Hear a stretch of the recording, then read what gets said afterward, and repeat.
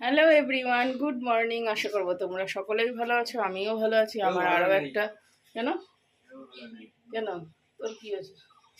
আমার আরও একটা নতুন ব্লগে তোমাদেরকে স্বাগত জানিয়ে আমি আমার ব্লগটা শুরু করলাম। দেখতে থাকো, আশা করছি তোমাদের সকলের ভালো লাগবে। এই যে হানি আর সান দুজনে পাল্লা দিয়ে ব্রাশ করছে। এই যে দুজনের হাতে ব্রাশ। হানি হানিদের গরমের ছুটি পড়ে গেছে, তাই এখন 9:30টায় ঘুম থেকে উঠেছে। এই যে শান এখনো হাই তুলছে, এখনো ঘুমালে শানের এক ঘুমে রাত হয়ে যাবে, তাই না? হ্যাঁ বল। আরে যখন 8টার সময় আসলে তখনই দেখে তুলে দিতে পারছি। 8টার সময়? আর এই যে আজকে সকালে ব্রেকফাস্ট নিয়ে নিয়েছি, বেগুনের সবজি আর একটা রুটি আর এই যে শশা। আর শান খাচ্ছে ইডলি। আমি আর ইডলি খেলাম না আজকে, আমি রুটিই খেলাম আজকে। আজকের বাইরের ওয়েদার খুব সুন্দর। গতকাল রাত্রে বৃষ্টি হয়েছিল, তো আজকের ঠান্ডা ঠান্ডা ওয়েদার। রোদও উঠেছে সেই পরিমাণে, প্রখর রোদের তাপ। আর এই দেখো মানি প্ল্যান্ট গাছটা কত সুন্দর হয়ে উঠেছে। এদিকে বেরিয়ে যাচ্ছে জানলা দিয়ে, এই দেখো। আর এইটা ঘরে হবে মনে হচ্ছে, এই যে ঘরে আলাদা একটা পাতা গজিয়েছে, এটা ঘরের মধ্যেই উঠবে।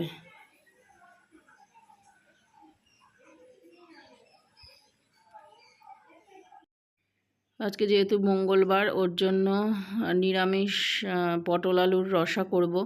তো তার জন্য বড় পটল ছিল, তো সেই পটলটা 3 টুকরো করে নিয়েছি, মাঝখানে 1 টুকরো, সাইডে 2 টুকরো, 3 টুকরো করেছি। আর সামান্য পরিমাণে আলু দিয়েছি, ওই একটা ছোট্ট আলু দিয়েছি। তো সাদা তেল দিয়ে পটল আর আলুটা ভাজলাম, পটল আর আলুটা আলাদা করে ভাজলাম না। তো এই লবণ দিয়ে তোমার পটল আর আলুটা ভাজলাম। দেখো ভাজার পরে তারপরে আমি সামান্য পরিমাণে হলুদ দিলাম। তো হলুদ দেওয়ার পরে ভালো করে ভেজে পটল আর আলুটাকে তুলে রাখবো একটা পাত্রের মধ্যে। তারপরে দেব মশলা। তোমার নিরামিষ যেহেতু, আজকের জন্য নিরামিষ মশলা দেব। যেমন ওই তেলের মধ্যেই দিয়েছিলাম তোমার এই যে জিরে, একটু গরম মশলা আর হচ্ছে শুকনো লঙ্কা। তো এই দিয়ে মশলাটা একটু ভাজা হলো, তারপরে আদা কুচিয়ে রেখেছিলাম, সেই আদাটুকু দিয়ে দিলাম। এবারে টমেটো কেটে রেখেছিলাম দানা ছাড়িয়ে, তো সেটা দিয়ে ভালো করে কড়াইতে নাড়িয়ে চাড়িয়ে নেব। তো নাড়িয়ে চাড়িয়ে নেওয়ার পরে সামান্য পরিমাণে একটু জল দিয়েছিলাম আর লবণ দিয়েছিলাম। লবণ দিলে টমেটোটা একটু সিদ্ধ মতো হয়ে যাবে। তারপরে জল দিয়ে একটুখানি ভাজা ভাজা করব। তো তার মধ্যে দিয়েছিলাম হলুদ আর শুকনো লঙ্কার গুঁড়ো ছিল না জন্য আর দিইনি। আমার লঙ্কার গুঁড়ো, ধনের গুঁড়ো, জিরের গুঁড়ো একসাথে পেস্ট থাকে জন্য আর আলাদা করে শুকনো লঙ্কার গুঁড়ো দিইনি। তো ওই সব একসাথে ওই ধনের গুঁড়ো, জিরের গুঁড়ো, লঙ্কার গুঁড়ো একসাথে দিয়ে তারপরে তোমার একটু ভাজাভাজি করলাম। তারপরে সামান্য পরিমাণে জল দিয়ে আর একটু ভাজলাম। ভাজার পরে তেলটা ছেড়ে গেল যখন মশলা থেকে, তখন আমি পটল আলুটাকে দিয়ে দিলাম মশলার মধ্যে। দিয়ে তারপরে আবার ভালো করে নাড়িয়ে চাড়িয়ে তো দিয়ে দিলাম গরম জল। আর বন্ধুরা, এই পটল আলুর তরকারি একদম শুকনো শুকনো করলে ভালো লাগে। আর নিরামিষের দিনে চারমগজ, কাজু বাদাম এগুলো দিলে তো আরও সুন্দর লাগে। তবে চারমগজ, কাজু বাদাম আমার কোনোটাই ঘরে ছিল না জন্য একদম প্লেন যা ছিল তাই দিয়েই রান্না করেছি। নামানোর আগে শুধু গরম মশলা দিয়ে দিলাম। আর এদিকে কড়াইতে একটু তেল ছিল, তো সেই তেলেই আমি পাঁপড় ভাজা করে নিচ্ছি। পাঁপড় ভাজা দুপুরবেলা তোমার ডালের পাতে খাবো। আর আজকে হয়েছিল বিউলির ডাল আর পটল আলুর তরকারি আর হচ্ছে গিয়ে উচ্ছে ভাজা। তো সেগুলো আর তোমাদের সঙ্গে রান্নাটা শেয়ার করিনি। তো পাঁপড়টা ভেজে নিচ্ছি, গরম গরম ভাতের সঙ্গে সার্ভ করব। আর শানকে বলে রেখেছিলাম 2 দিন ধরে যে ফ্যানগুলো পরিষ্কার করতে আজকে। কারণ সানের আজকে তাড়াতাড়ি পড়া হয়ে গেছে দুপুরবেলায়। তো তার জন্য আমি বললাম স্নানের আগে তুই স্নান করবি, তার আগে ফ্যানগুলো পরিষ্কার করে নে, কারণ এত উঁচুতে তো ফ্যানে আমি হাতে পাই না। সানের পাপা সানই হাতে পায়, আমি হাতে পাই না। তারপরে একটু মাঝে মধ্যে না কাজ করালেও একদম আলসে কুড়ে হয়ে যাবে, কোনো কাজই সংসারের করতে চাইবে না। ওর জন্য শানকে বললাম 2 ঘরের ফ্যানই পরিষ্কার করতে। তো ওই ঘরের ফ্যানটা সাদা তো, আর ধরো ফ্যানে যতই চিমনি চালাই না কেন তবুও কেমন তেল চিটে চলে আসে, ফ্যানে আরও নোংরাটা টানে বেশি।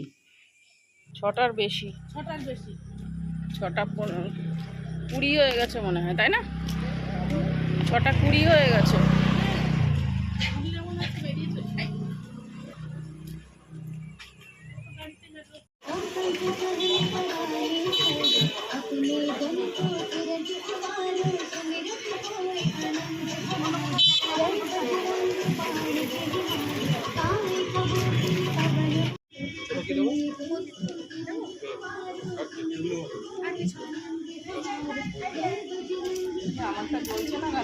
জ্বলবে জ্বলবে, একটুখানি ধরো পাশে।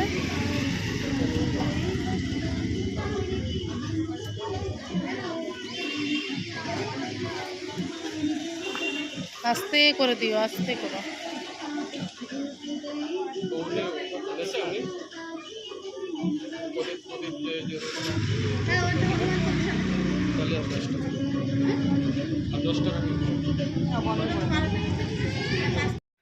তো সন্ধ্যাবেলায় চলে এসেছিলাম মঙ্গলবার যেহেতু বজরংবলী মন্দিরে।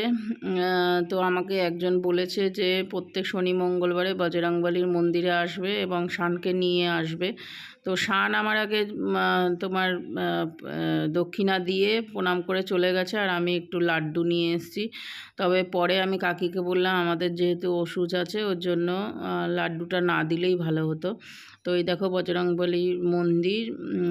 তো আজকে দিনটা ভালো ছিল, আর একটা কি তিথি ছিল, কাকি বলছিল ফোন করে যে যাবি, তা আমি আর ঠাকুরের মন্দিরে তো না করলাম না, সব জায়গায় তো যাই, তো ঠাকুরের মন্দিরটা না করা উচিত না। তো তার জন্য আমি গেছিলাম বজরংবলীর মন্দিরে, আর কাকি আগে থেকে লাড্ডু আমার জন্য কিনে নিয়েছিল। তো সেজন্য আমি ভাবলাম তাহলে দিয়ে দিই প্রসাদটা। তবে পরে শুনলাম যে দেয়াটা ঠিক না, কারণ আমাদের ওষুধ চলছে, কারণ শ্বশুর মরে গেছে 1 বছরও হয়নি। ওর জন্য শানকে ফোন করে বললাম যে শান তুই আয়, একটু মন্দিরে পুজো হচ্ছে সেটা একটু দেখে যা। তো ছেলেরা একবার চলে গেলে আর আসে ফিরত, আর আসেনি, ও আসেনি। আমাদের যেতে যেতে রাত 8টা 8:30 বেজে গেছিলো।